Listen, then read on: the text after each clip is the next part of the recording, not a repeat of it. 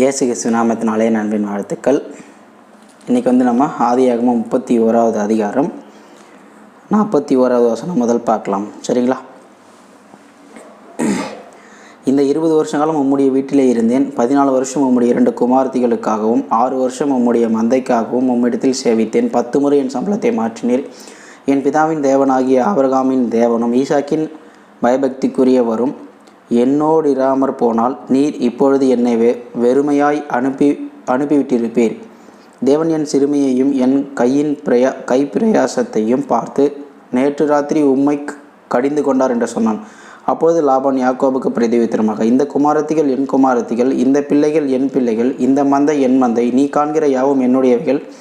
என் குமாரத்திகளாகிய இவர்களையும் என் குமாரத்திகளாகிய இவர்களையும் இவர்கள் பெற்ற பிள்ளைகளையும் இன்று நான் என்ன செய்யக்கூடும்? இப்பொழுது எனக்கும் உனக்கும் சாட்சியாக இருக்கும் பொருட்டு நீயும் நானும் உடன்படிக்கை பண்ணிக்கொள்ள கடவோம் என்றான். அப்பொழுது யாக்கோபு ஒரு கல்லை எடுத்து அதை தூணாக நிறுத்தினான். பின்பு யாக்கோபு தன் சகோதரரை பார்த்து, கற்களை குவியலாக சேருங்கள் என்றான். அவர்கள் கற்களை எடுத்து கொண்டு வந்து ஒரு குவியலாக்கி அந்த குவியலின் மேல் போஜனம் பண்ணினார்கள். லாபான் அதற்கு ஜகர்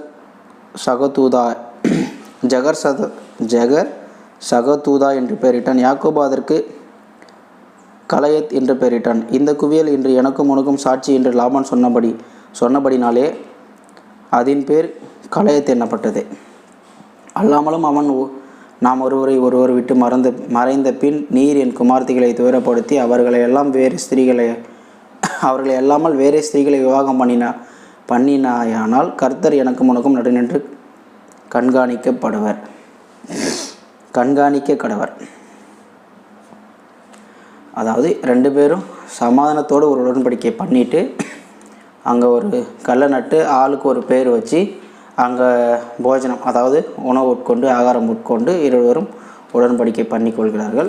என்னுடைய குமார்த்திகள் நான் இறந்ததுக்கப்புறம் என்னுடைய குமார்த்திகளை விட்டுட்டு வேறு குமார்த்திகளை கைக்கொள்ளாதபடிக்கு கவனமாயிரு, பார்த்துக்கொள் அப்படின்னு சொல்லிட்டு அவர் அட்வைஸ் பண்ணுறாரு. இருவரும் சமாதானத்தோடு கடந்து போகிறார்கள். அதற்கு பிறகு என்ன நடந்தது, இன்னும் ஒரு சில காரியங்கள் இருக்கிறது. அதை நாளைக்கு வீடியோ பார்க்கலாம். சரிங்களா?